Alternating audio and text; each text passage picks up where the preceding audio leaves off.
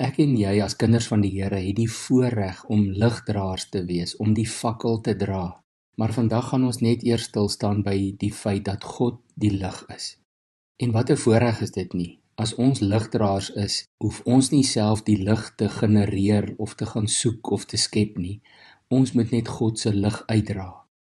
Johannes getuig daarvan in 1 Johannes 1 vers 5, waar hy skryf: Dit is nou die boodskap wat ons by Jesus gehoor het en aan julle verkondig. God is lig en daar is geen duisternis in hom nie. En wanneer ons aan hierdie lig dink, dan dink ons aan absolute reinheid en suiwerheid en 'n helder lig wat skyn om die duisternis uit te dryf. In die begin van die Johannes Evangelie skryf hy van vers 6 af oor Johannes die Doper so. Hy sê: Daar was 'n man wat deur God gestuur is. Sy naam was Johannes. Hy het gekom om te getuig. Hy moes getuig van die lig, sodat almal deur hom tot geloof kon kom. Hy was self nie die lig nie, maar hy moes van die lig getuig. Die ware lig wat elke mens verlig, was aankom na die wêreld toe. Hy was in die wêreld.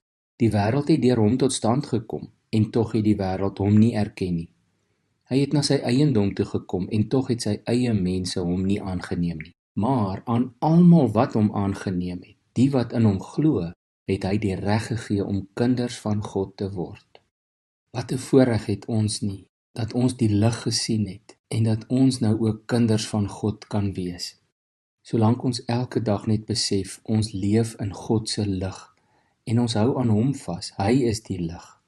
In Openbaring 1 vers 16 en 18 het Johannes 'n visioen van Jesus gesien, en dan skryf hy onder andere so, hy sê, in sy regterhand het hy 7 sterre gehad, en 'n skerp swaard met 2 snykante, wat uit sy mond uitgekom het. Sy hele voorkoms was soos die son wat op sy helderste skyn. En toe ek hom sien, het ek by sy voete neergeval en bly lê soos een wat dood is. Maar hy het toe met sy regterhand aan my gevat en vir my gesê: Moenie bang wees nie. Dit is ek, die eerste en die laaste, die lewende. Ek was dood en kyk, ek lewe tot in alle ewigheid. Jesus Christus is die lig, hy is die lewende. En hy is ons verlosser en ons leidsman. Hy is ons leermeester. Hy is die een in wie se voetspore ons volg. Kom ons dra sy lig uit vandag ook as fakkeldraers in die wêreld waarin ons leef. Kom ons bid saam.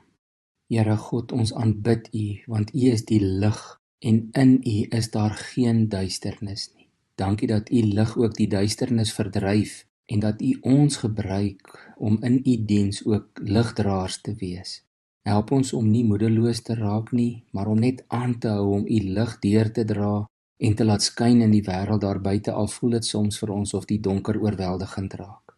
Dankie dat U lig nooit uitgedoof kan word nie. Dis ons voorreg om U ligdraers te mag wees. Gee ons krag daarvoor asseblief. Amen.